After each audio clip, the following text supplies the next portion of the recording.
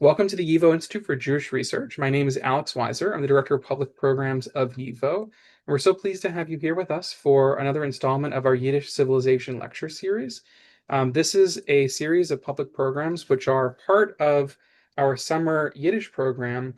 So we have students from around the world studying Yiddish with us for 6 weeks in the summer. This is an annual initiative that we run, and we have students both in person and also online. And this lecture series is both part of the instruction for the students, but it's also open to our wider public. So it's a way that we bridge what's happening with our education programs, with our public programs. And we're so pleased to have you all here with us for it. Today's talk with Professor Jeffrey Veidlinger is called In the Shadow of the Shtetl, Yiddish Memories of Small-Town Jewish Life in Ukraine. Jeffrey Veidlinger is Joseph Brodsky Collegiate Professor of History and Judaic Studies and Director of the Raoul Wallenberg Institute at the University of Michigan. His most recent book, In the Midst of Civilized Europe, the Ukrainian Pogroms of 1918 to 1921 and the Onset of the Holocaust, won a Canadian Jewish Literary Award and the Stan Vine Book Award, and was a finalist for the National Jewish Book Award, the Lionel Gelber Award, and the Wingate Literary Prize. He is also the author of the award-winning books The Moscow State Yiddish Theater, Jewish Culture on the Soviet Stage, Jewish Public Culture in the Late Russian Empire, and In the Shadow of the Shtetl, Small-Town Jewish Life in Soviet Ukraine. Veidlinger is Vice President of the American Academy for Jewish Research, past chair of the Academic Advisory Council of the Center for Jewish History, and a member of the Academic Committee of the United States Holocaust Memorial Museum. Professor Veidlinger, thank you so much for joining us. Yeah, thanks a lot, Alex. Thanks for having me.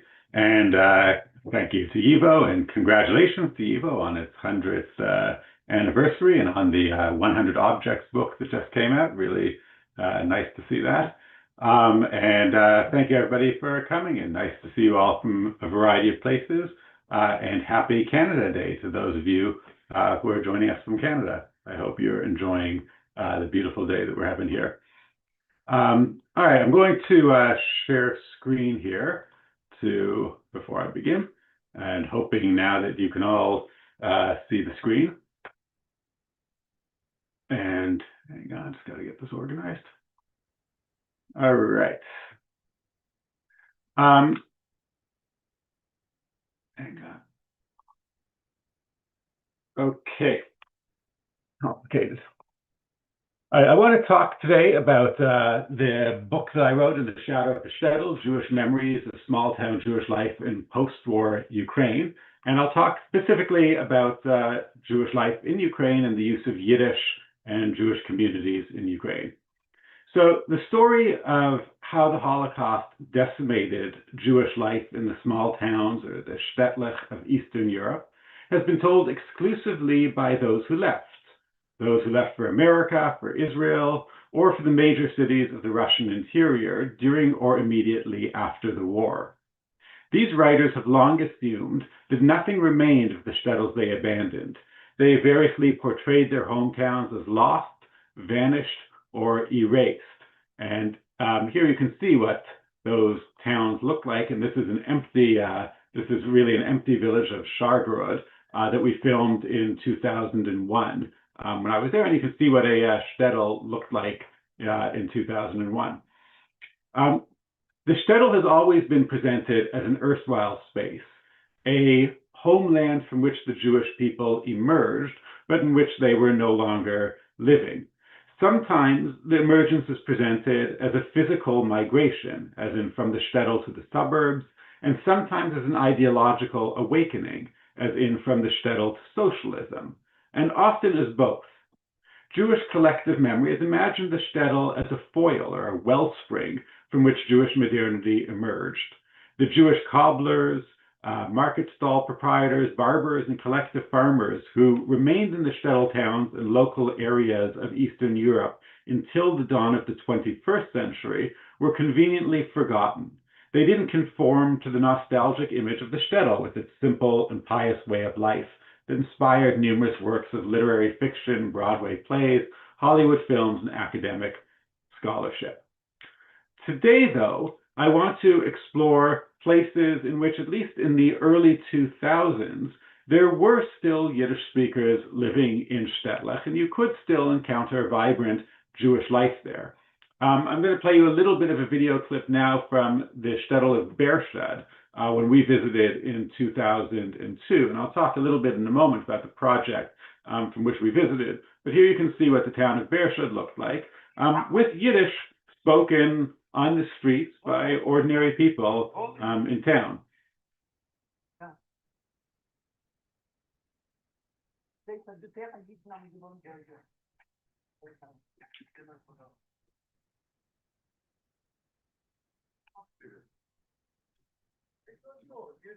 You can see what a shtetl actually was still looking like in 2002.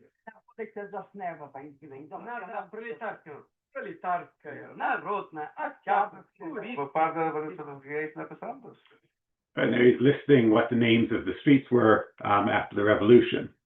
Now, one of the main areas in which you could still find Yiddish spoken in Shtetl in the early 2000s was Transnistria.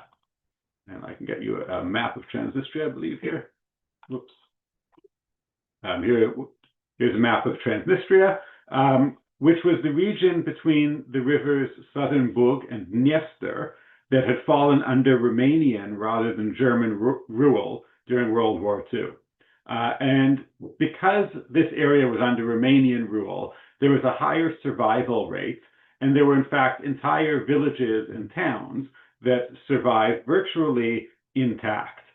So most of the examples I talk about today will come from this area of Transnistria, although there will be a few that come from outside Transnistria elsewhere in Ukraine, like Berdice, Zhytomyr, and Kherson.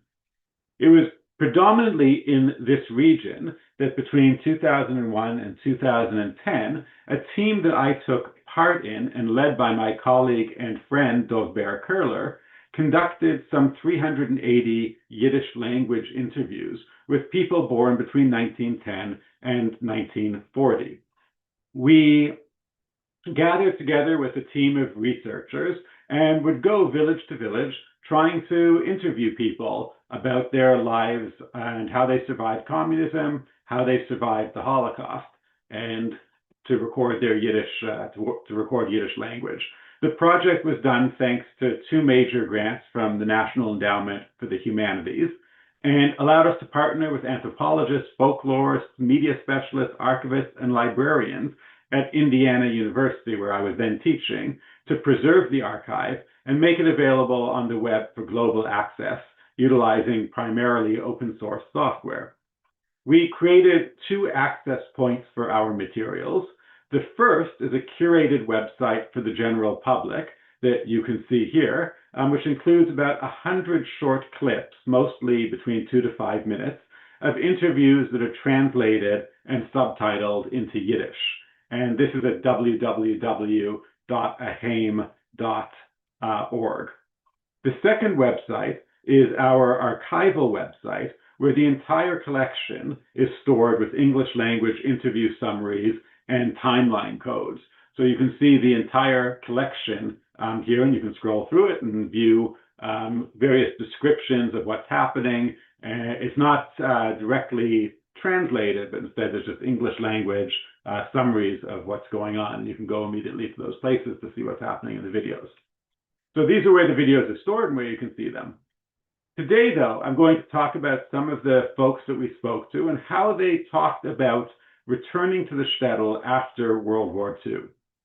I'm going to begin with some remarks about how they remembered the war. Many of those who returned to live their lives in these mixed Jewish-Christian communities in Ukraine didn't embed their memories into the wider narrative of what was known in the Soviet Union as the Great Patriotic War. The Soviet post-war was characterized by a full-blown cult of war remembrance, with massive war memorials, victory obelisks, and triumphant statues erected in virtually every town. And veterans regularly gathered on Victory Day, May 9th, to march in parades on what was the most sacrosanct of Soviet holidays.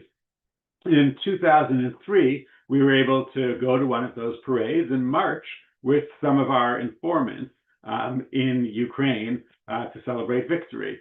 This kind of march, I don't think you could see today, a march carrying the hammer and sickle, the red hammer and sickle slides, but in 2003, it was still possible because many of those that we interviewed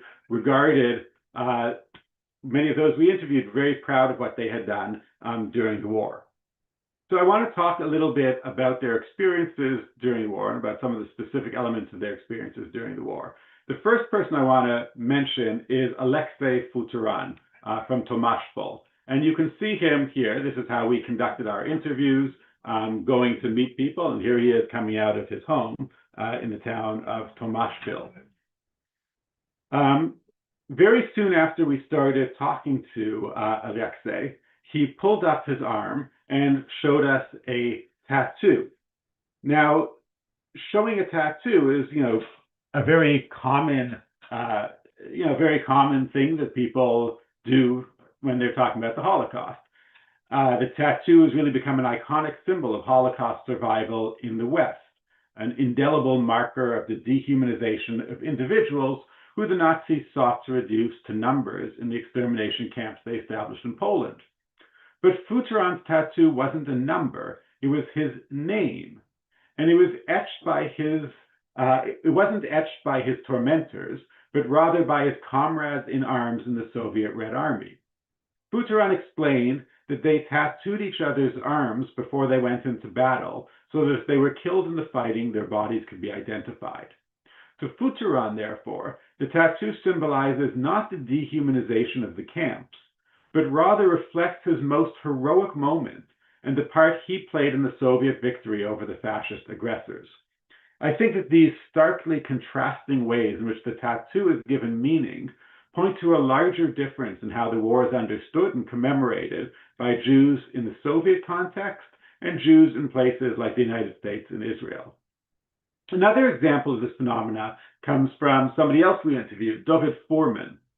We met David in a Jewish soup kitchen in the city of Berdichev. After prayers ended, we approached him with the local rabbi and asked him to tell us about his childhood, specifically about his school years. I'm going to show you this video in a minute. But Futuran wasn't interested in talking about that part of his past. Rather than dwell on his childhood, Foreman erupted into a monologue about his military service. It was that part of his life that he chose to highlight to the cameras.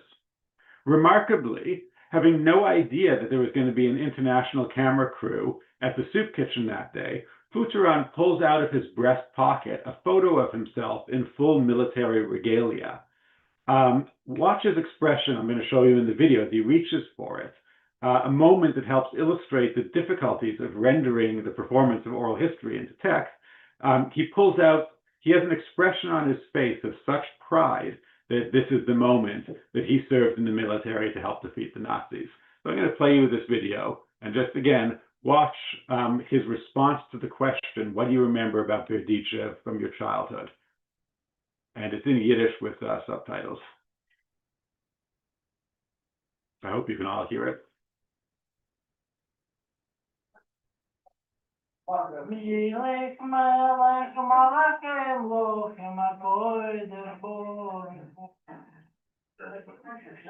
David verteilt het dus. Ah, zoek het. Dus dat geboren in Badische? Ja, nee, kom zoek het. Vertel het van Badische. Dus dat geboren in Badische? Ja. Vertel het van. Die gaan we de geiten. En geiten ben gaan gaan. Ik ben nu al 13 jaar ben gaan arbeiden. Ik ben bijna stoller. Aan meebeschrik. En na 13 jaar ben ik gewagen in Army. Aber один Тихоокеанский флот auf Дальний Восток. In 49 jaar ging in de Malkume. Als men gewerkt auf dem Front. Ja, защищал Калининский фронт. Auf Jiddisch. Ich habe защищал Калининский фронт, nur dem Stalingrádский фронт. Je begint zich in de 62e armie. Was je mooi Gwardzijski. Ja, ze was een fotograaf. In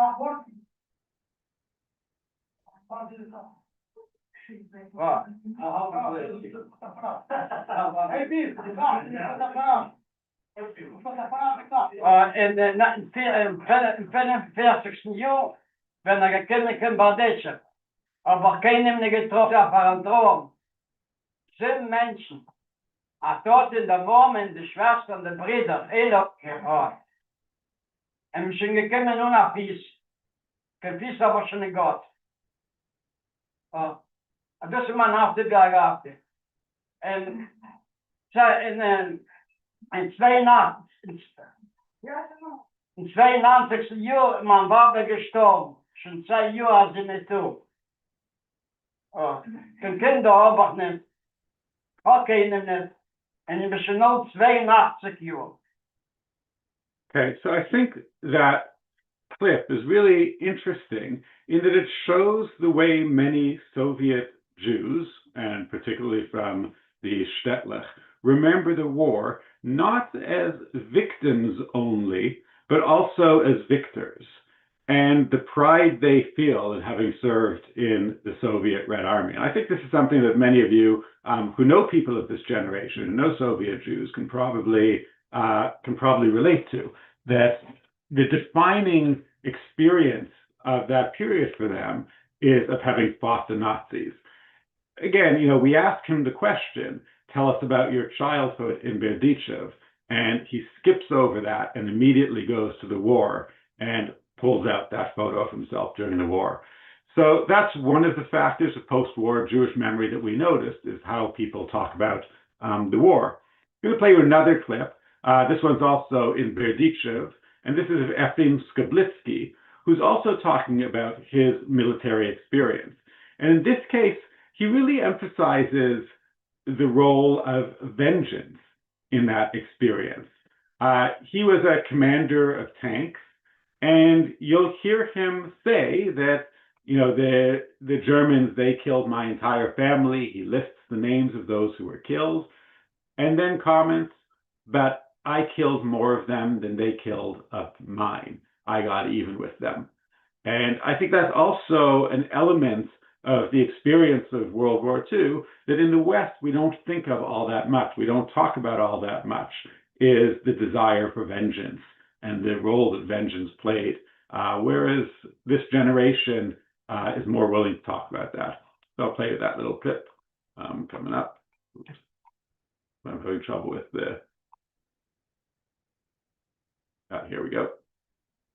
Na, am 39. bin ich gewesen in der Armee, aber so gelernt als Offizier. Aber gehen durch die Schule und geworden Offizier, ein Leutnant. In der Bugedien 2 Jahre, aber gedacht schon, dass die Mobilisierung kommen heim. Als ich komme in die Milchume, hat sie mich Straße weggeschickt auf Stalingrad. Bin ich gewesen Kommandier von der Batterie, von Armaten. 4 Armaten sind ich gewesen. Wir sollen damals gewinnen, Pferde gewinnen, nicht die Maschinen. Die Armaten haben geschleppte Pferde.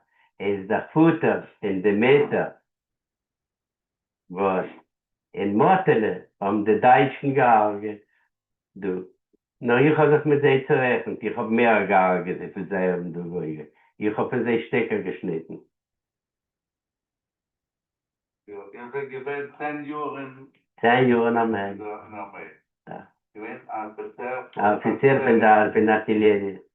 Ich bin ein Grammatenoffizier. Ich habe gekannt, in der Metrik, ich habe 10 Klassen geändert. Also ich bin ein Grammatenoffizier. All right, so you can see in that again, they killed my entire family. He says they killed my parents, they killed my little brother Motala, but I reckoned with them, I got even with them. I killed more of them than they killed of mine. Jews who returned to the Shtetl after fighting in the war often returned with a heightened sense of Soviet patriotism. They'd fought hard for their victory, overcome enormous obstacles, and witnessed unimaginable tragedies. They imagined now that the Soviet state they so valiantly defended would reward them for their service. But Soviet veterans, Jewish and non-Jewish alike, were disappointed.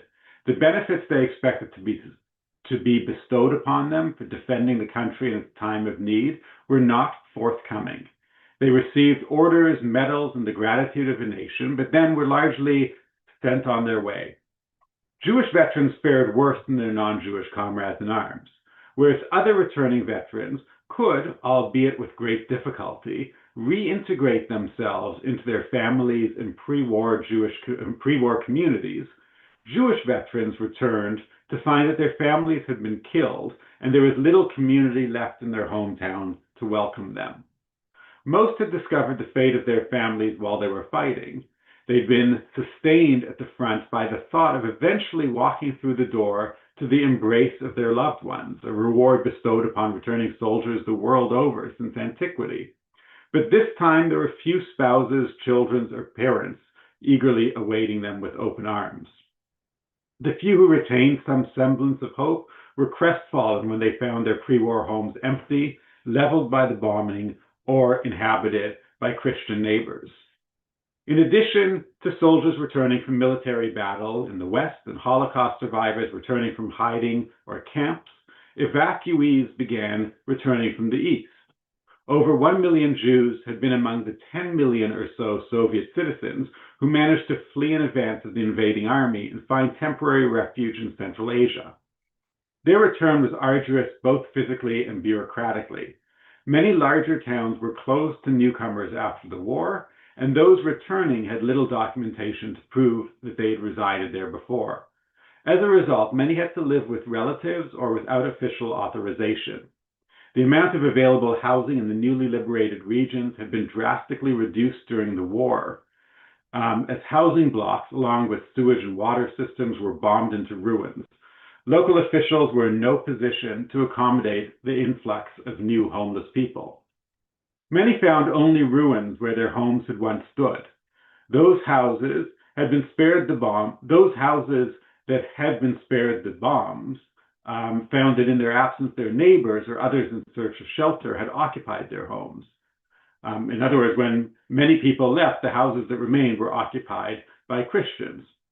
When the pre-war owners returned, their claims of ownership conflicted with the newer residents, many of whom had been allocated the property by civil authorities. Benjamin Gelber told us about his return to Zhytomyr. I'll play you that clip. Going the wrong direction. And here I have the, instead of subtitles, I have it written at the side. But this is Benjamin Gelber talking about his return to Zhytomyr after the war. Als we dat toen in boeien als we terug van een spitaal, dan gaan we voor een eentje toch die de mama geven in een kwartje. Ik ga die nemen. Niet te komen. Niet te komen. We dat thuis wat bescheiden moet om van in de stiep. En maar toen geef maken een nieuw leven. En de gewin is geen battle, niet geen tissel, niet geen binden gewinn als zaak. Maar toen ging boeien naar een nieuw leven. Nou. En 41 jaar. Gassen gehad. Verenigde dochter. Hoe wordt het met hier? 48 jaar. There's a few themes in that little clip that I'll mention. One is, again, that common motif of people coming back home and finding their houses occupied by former neighbors. This was extremely common. We interviewed one person who just moved into another house because the neighbors had occupied his house, so he found another empty house and moved into it. There was a severe shortage of housing, and this was happening all over the place. His phrase, "we made a new life," is also a very common theme that we encountered in the interviews, where people divide their lives before the war and after the war and talk about the post-war period as really a new life. Everything was different in the post-war period. And then, again, getting married immediately after the war. As part of a new life, people tried to replace the families that had been lost by building new families immediately after. The next interview I'll show you is another clip. This is a woman named Yevgenia Kozak, who talks about her return to Beersheba, to the town of Beersheba after the war, and how she had to live with cousins. Tegen Kim gebeurd. En 40 maart dat nu genaamd werd, in het jaar april, dan gekomen naar het. Welke jaar? En 44, 44. dan 44ste, dan gekomen naar het. Wo seid ihr gefunden in Berge, dass du gekommen bist? Dan gekomen, is in der Stiebe gewesen, aber sie gewesen sind andere Mensch. Wir haben kommen, Abgestimmt. da. En ze kwamen gebleven, nog ze gewesen, die tjotje was maar te dragen, ze gewesen 2 kinderen. Om dat te zeggen. Ze hebben gewesen een ene, en de mama gebakken brood af maar. En dat tot, dat we akkeerd, dat we gingen door. Was noch einmal kommen. Da. And, this housing crisis that she talks about, again, her home was occupied by others, was one of the few houses standing in the village and was occupied by others. But this housing crisis contributed to growing anti-Jewish hostility as returning Jews sought to reclaim their property and their real estate. Those who'd benefited materially from the Jewish absence were angry that here the Jews are coming back and demanding their property back. And many of them actually believed that the Jews had it better off during the war, not believing about the Holocaust, not believing what was really happening. They saw, we suffered, we lived here in this city during the war, and where were the Jews? They all disappeared, and now they're coming back and they want their property. So this was a common source of conflict and led to an increase of anti-Semitism, ironically, in the immediate aftermath of the war for that reason. The next clip I'm going to play is of Donia Pressler is her name, and she's summing up this sentiment when she told us that when they returned, the Christians of the city had already become hostile to the Jews. They'd taken their houses, and she says they were calling them Sarochka and Abramshik, derogatory terms for Jews when they returned. So she talks about a real change in the Shtetl, in what was a largely Jewish world before the war, to a world that had become hostile to the Jews in the immediate aftermath of the war as they returned from evacuation or from hiding or from service in the military. Aida. Zijn we gekomen in de gewenste piece. Wie zijn we dan kentucci? Una stieb, en ze stiebten zu nehmen. Wenn wir Gott wie zusammen, dachten die Begette gewählt, hatten gewählt, zwei zerbrochene Stiebe, hatten sich erwartet, weil die Stieb dachten, der Name Sabrida, die gewählt, gute Stieb, haben gewählt, die Christen haben gewählt. Und wir sind im Kind von dem Lager, haben wir gemeint, ich mag zu schön über Salatschke, Abramschik, ich hab im besantigen Tug, ist auch nicht lieb denn. No, wo ist denn? And that's a common theme which she expresses, is to this day they don't like Jews. It was really common for people to portray their lives before the war as very friendly between Jews and Christians, and only after the war do hostilities emerge. In fact, the influence of years of anti-Semitic Nazi propaganda in the occupied territories was palpable, unleashing latent anti-Jewish sentiments that had been repressed under the Soviets, and inventing new forms of racial hatred that had largely been foreign to the region. Even those who neglected to buy into Nazi anti-Semitism still resented the Jews, believing that they were at least partially responsible for bringing the wrath of the Germans upon the territory. Anti-Jewish sentiments were further exacerbated by the common misperception that the Jews had actually been spared the worst atrocities. Many were simply ignorant or in denial of the existence of camps and mass killing sites.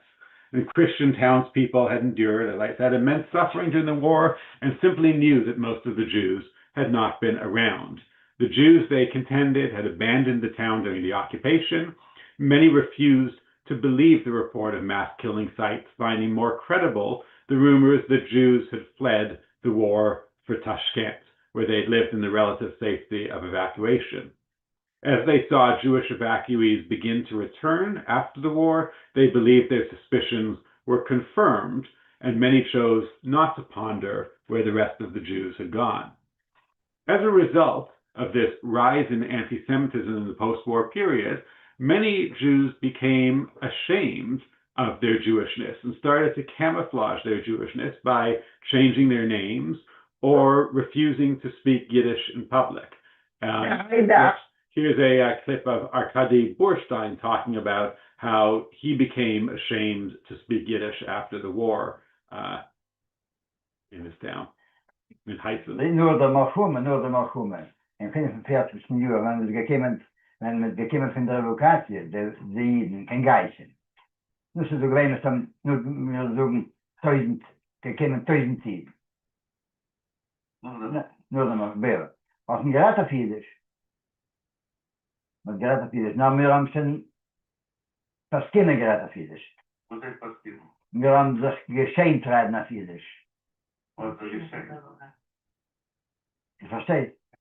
Wat man so geschenkt reden auf Jiddisch in Goas in der Kleit und na, so zwischen sich, ich habe gearbeitet von Arbeit. Als man mir gearbeitet, ich habe er ist älter von mir, also 2 Jahre. Und wir ständig geredet auf Jiddisch, das war kein Hören.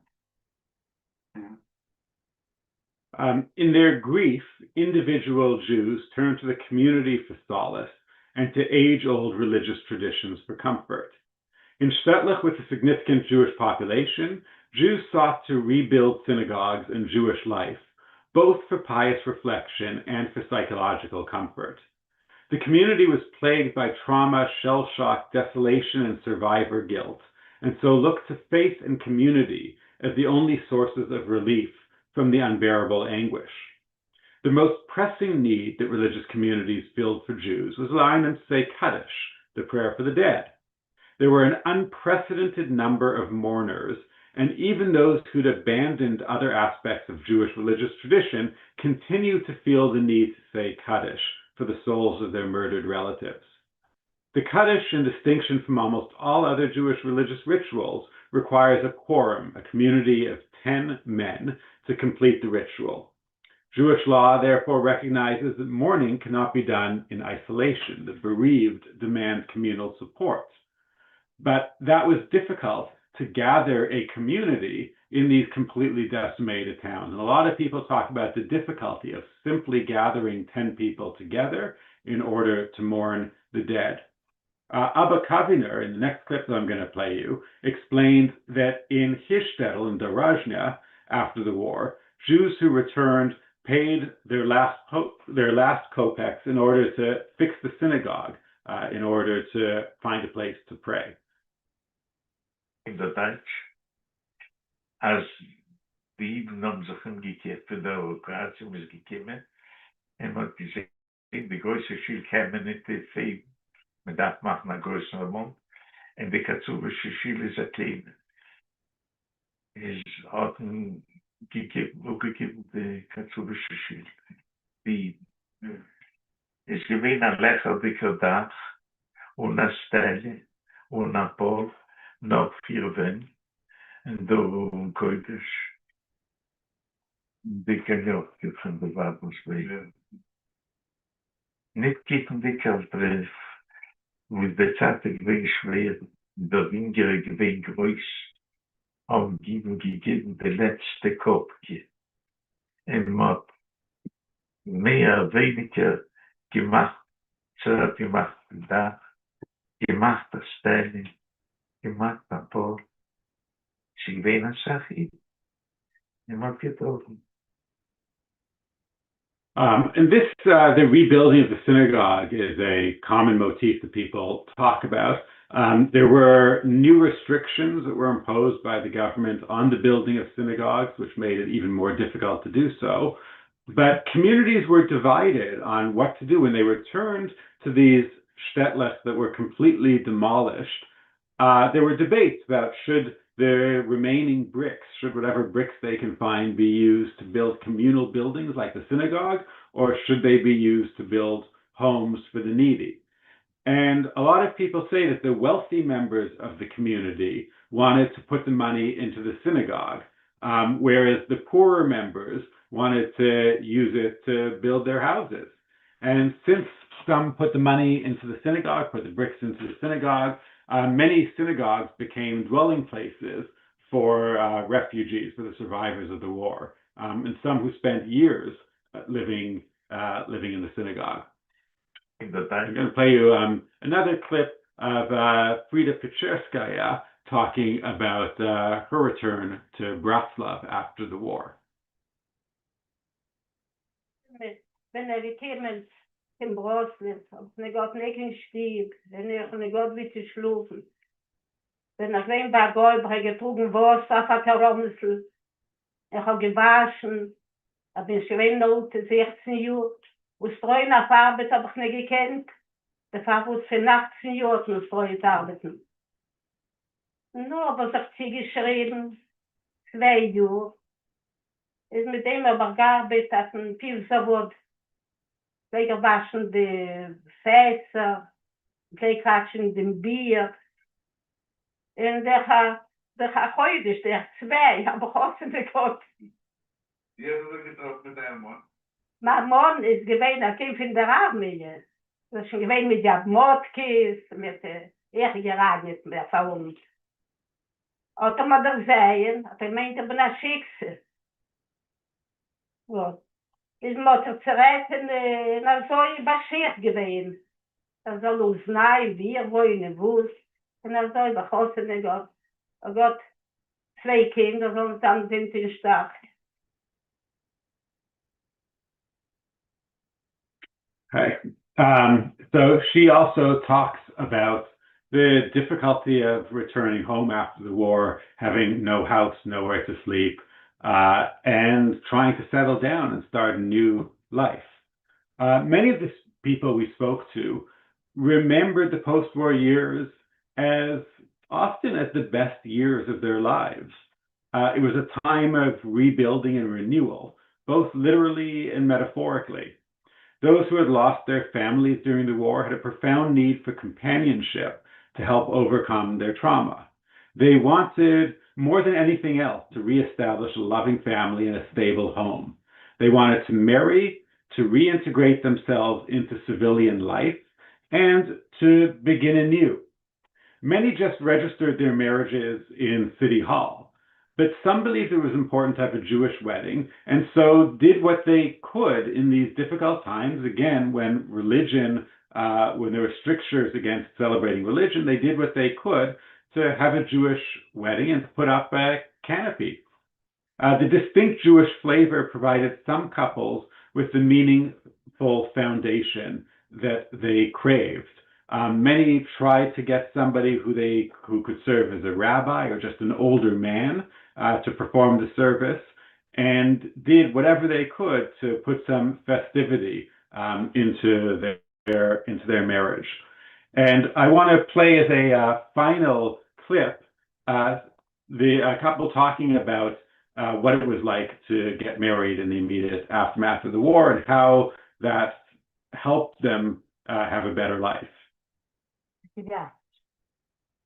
De beste jongen, ik heb een man, ik ben nog gegeven in de malgoemen. Dat op een ging. De kinderen. Hoe is het kind dan beter? Ik ben ook naar de malgoemen. Ik heb geloof. Kinderen, ben kinderen van de malgoemen, dan is ze gewoon in school. Het is het beste, maar dat ik geen gegeven heb, dat ze meisjes te maken. Nur was Hunger zu streuen, sie ging schwer. Noch hat sich ausgestreut.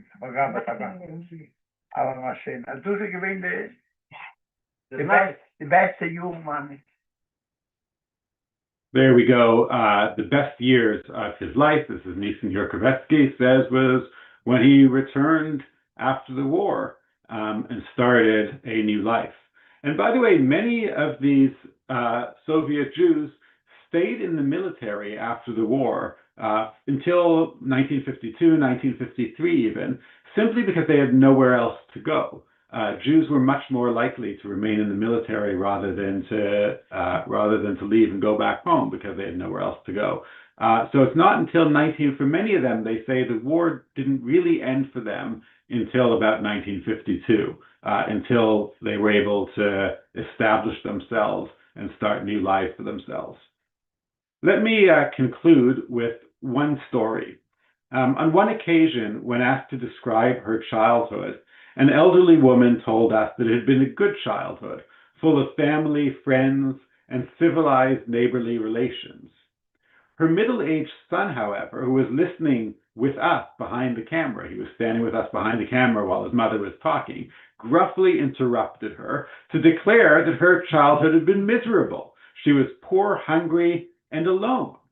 The son was frustrated that his mother was whitewashing her childhood for outsiders. We were getting off easy. She was telling us that her childhood had been good, and he had endured 40 years of listening to his mother complain about how difficult her childhood had been. And it seemed unjust to him that we were getting off easy. On the other hand, being confronted probably for the first time, but the mother, on the other hand, being confronted probably for the first time in her life with the invitation to succinctly summarize how she in her twilight years remembered her life experiences, chose to find joy in her youthful self. It was a sentiment that many of the people we interviewed shared with us, a sense that while they had lived full lives in the shtetl, there was also a sense that they had been living in the shadows. And so with that, I'll conclude. And I'm happy to take questions or to discuss any other aspects that you'd like to discuss. And again, this comes from one chapter of my book, In the Shadow of the Shtetl, the chapter that deals with the return to the shtetl after the war. And again, the entire interview and the entire collection is available online for anybody who wants to look at it. So thanks. Thank you for this wonderful talk. We could stop sharing. Oh yeah, very good. A lot of great questions, and if you have a question out there in the audience, please put it in the chat. There was a lot of, or rather than chat, actually put it in the Q&A function, excuse me. But there was a lot of chatter in the chat about this Soviet evacuations of Jews. Could you just give us all kind of an overview of what that was and what it looked like? Yeah, so as soon as the war began, the Soviet Union started evacuating heavy industry. The Soviet government started evacuating heavy industry and communist leadership to the east, away from the war zone. About 10 million people in total were evacuated.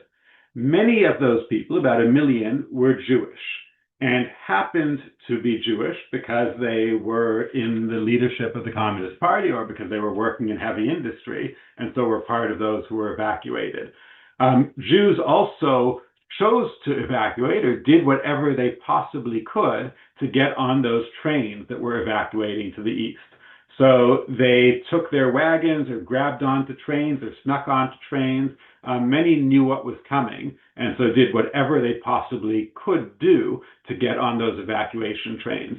So as a result, about 1 million Soviet Jews were saved from the Holocaust by being evacuated. And there were several places of evacuation, mostly in Central Asia, and the biggest one was in Tashkent.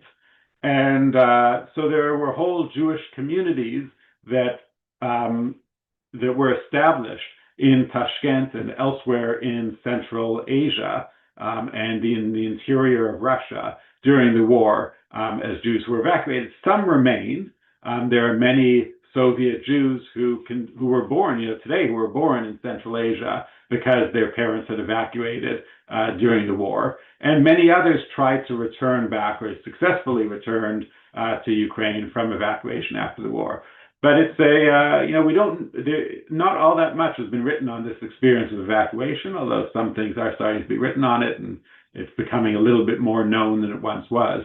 But it's probably the biggest single enterprise through which Jews were saved during the Holocaust. There were widespread rumors that there were intentional plans of evacuating Jews. There were widespread rumors that the Soviet government specifically tried to save Jews by evacuating them. We now know those are false. Jews were just evacuated along with other Soviet citizens and happened to have been among those who managed to survive, but there was no concerted effort to save Soviet Jews or to save Jews that the Soviet government entertained. It's fascinating. There's some questions about, Jews that returned to their villages. Could you talk about the motivation there in the people that you encountered? And for a lot of our, people watching right now, their families left, or the people in their communities they know really just left. And so the question that they're asking is, why did these people remain in their hometowns rather than move west or elsewhere?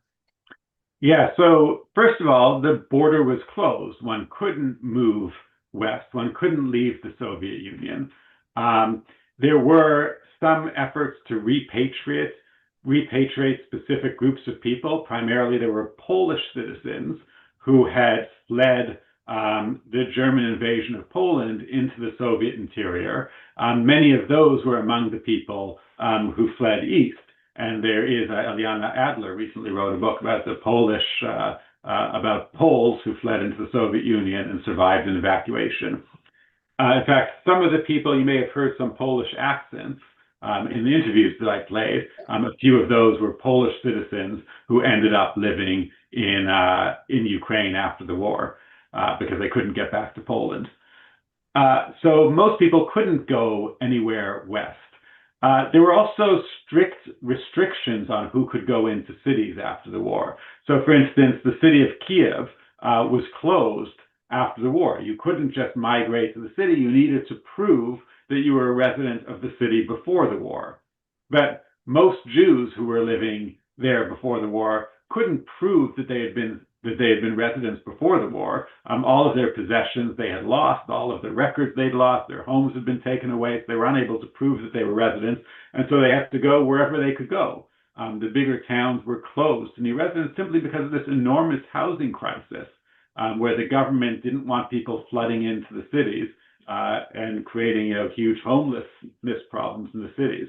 So it was very difficult to get around after the war. And most people had to go back to a place where they could prove they had been residents prior to the war, or they would live with relatives somewhere. But because of this housing crisis and the huge destruction of residences, it just wasn't easy to move around. And the closing of the border made it impossible to move out of the Soviet Union. Did any of those that returned experience anti-Semitic violence in Ukraine after the war? We didn't speak with people who experienced anti-Semitic violence. They did experience anti-Semitic discrimination, discrimination about jobs, discrimination, just shame about speaking Yiddish they spoke about a lot, shame about being Jews. But we didn't encounter too many people who spoke about violence. And it's interesting, some people who we spoke to, this was in the early 2000s, and first of all, I was intrigued that everybody wanted to speak with us. People were very eager to talk to us. When I went, the first time we went in 2001, I assumed that people were going to be embarrassed to speak with us, that they weren't going to want to tell their stories. I was incredibly wrong. That it's amazing, you go up to anybody with a camera and say, tell me about your life, and people start spilling their life story and talking and talking and talking. In many cases, it was as though these people had been waiting their entire lives for somebody to come up to them and say, tell me about your life. They were all very eager to speak. Sometimes, though, their children wanted to prevent them from speaking to us. And that's because the children were sometimes more embarrassed about being Jewish, or their children didn't think that the people in the town knew that they were Jewish and didn't want their parents to be speaking Yiddish to us, or didn't want their parents to be on camera speaking Yiddish because they didn't want it to be known that they were Jewish. Whereas the parents were perfectly happy to talk to us. We found that on a few occasions of children trying to prevent us from getting to their parents. But the parents, the elderly people, were always eager to talk to us. And of course, part of the eagerness to talk to us comes from Dov Ber Kurler, comes from my colleague who you're asking the questions, who's just very easy to talk to and has a way of getting people to open up, and whose Yiddish is their Yiddish. He speaks the Ukrainian Yiddish, which also really helps. I think you answered one of the other questions, which was someone asks, was it shame or embarrassment in not speaking Yiddish, or was it fear? And it sounds like it was mostly fear from what you're saying that prevented people from speaking Yiddish more in those. Well, maybe, yeah, you please comment. Yeah. Yeah, I guess it's a little bit of both. Yeah. I think the younger generation felt more fear of it. Maybe it's embarrassment. It's a good question. I'm not sure exactly how to categorize it. It depends fear of what. I don't think there was that much fear of violence against them at this point, but more fear of being discriminated against. Yeah. There's a lot of different questions about rebuilding after the war, some of which you talked about, the synagogues that were rebuilt. Other questions about, returning to Jewish ritual life, creating Torahs. Like, was that a thing that was done? Was that even possible? Was it mostly secular life that people were returning to? Maybe you could just flesh out a little bit of that more for us. Yeah, I mean, what life people are returning to, what sort of structures they're building. When there's a stark differentiation after the war between the elder generation and the younger generation. And the elder generation that remembers the pre-war experience, that grew up in a Jewish environment, still tries to hold on to that, whereas the younger generation knows very little of it and may speak the Yiddish language, but that's about it. The Soviet government did a very effective job stripping religious life from the region. That being said, in the small towns, I think religious life and Jewish identity survived longer than it did in the big cities. There remained groups, and people told us about stories of minions that met well into the 1960s, and of groups that continued to commemorate the war dead. That was another big way of expressing Jewish identity, was by setting up a mitzvah, by setting up a monument in the forest where a killing had taken place, and every year going to commemorate that. So that was another way of expressing identity. So yeah, I think that remained longer in the small towns. This is typical, whereas in the cities, people became secular much quicker. Someone is asking about the pre-war, more about pre-war things that people spoke about, and asking if the Holodomor came up in any of the interviews that you conducted. Yeah, the Holodomor definitely came up a fair amount, and Jews suffered during the Holodomor as well, quite extensively, particularly those who were in the rural areas. The thing with the Holodomor was that most of the death took place in rural areas, and Jews tended to live in urban areas.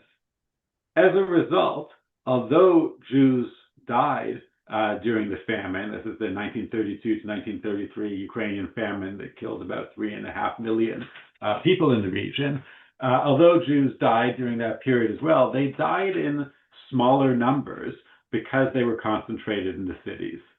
And that led to accusations that Jews were somehow surviving, whereas Christians were dying. Again, Jews did die. We spoke to a lot of people who lost relatives during it, but it is true that because they were living in the cities, they had higher rates of survival than the peasants who were living in the countryside, because the famine was mostly concentrated in the countryside. There's a bunch of questions about, actually, I'll return to this. So you talked about how the Soviet Union really kind of like took religion out of Jewish culture, but then, in these Ukrainian lands, Ukrainian nationalism was another separate kind of strand of identity. And one viewer is asking about if this topic of nationality came up. Yeah, so you're talking to people who are Jewish in Ukraine, in Soviet Union, and then Russia. How did they think about these different aspects of identity there? Yeah. So I think it has changed. When we were there, when I was there, I mean, I've been to Ukraine more recently, although not since the war began. But certainly in the early 2000s, the Jews that we spoke to, and the elderly Jews in particular, thought of themselves, or at least spoke the Russian language more likely than the Ukrainian language. They didn't think of themselves as Russian or as Ukrainian. They thought of themselves as Jews, and I think that's a different category. If they were pressed, they probably would have identified more with Russians because Jews tended to assimilate into the dominant culture. If you aren't Ukrainian by birth, if you don't speak Ukrainian by birth, it makes sense to learn Russian because that's a better path to success. It's a better path to the university, to jobs, to literature. So it made sense for people to try to assimilate into Russian rather than Ukrainian. In their minds, it didn't have the nationalist elements to it. Today, of course, that's very different. And today, certainly, young Jewish Ukrainians identify as Ukrainian rather than Russian, even if they still have, Russian language as their native language. So I think that has changed a lot. But yeah, nobody that we interviewed would have identified themselves as Ukrainian. Certainly not as ethnically Ukrainian. So speaking of today, a bunch of people are asking if you have any other knowledge about how these shtetls have changed over the last 20 years. Are these Jewish communities still in existence? What are they like today? Do you know? Yeah, they have changed a lot in those last 20 years, as has all of Ukraine. They've become much more modernized. The shtetls themselves have become modernized, those cobblestone streets with the old houses. Although they remain in some places, they've been replaced with more modern dwellings. In some places, the old synagogues and the old Jewish quarters have been restored to look like have been restored nicely. So what were decaying synagogues are now more modern synagogues. But there are fewer Jews going to them, and particularly since the start of the war, there's been fewer Jews. A lot of Jews left Ukraine since the war. Those who remain tend to be Hasidic, tend to associate with one of the Hasidic groups, or they're younger, very assimilated Ukrainian Jews. One of the students is asking about the way the border shifted, and if you have any recommendations of a map, either one that you could show right now or that someone could look up to show the way the borders shifted after the war, or how they looked like immediately after the war.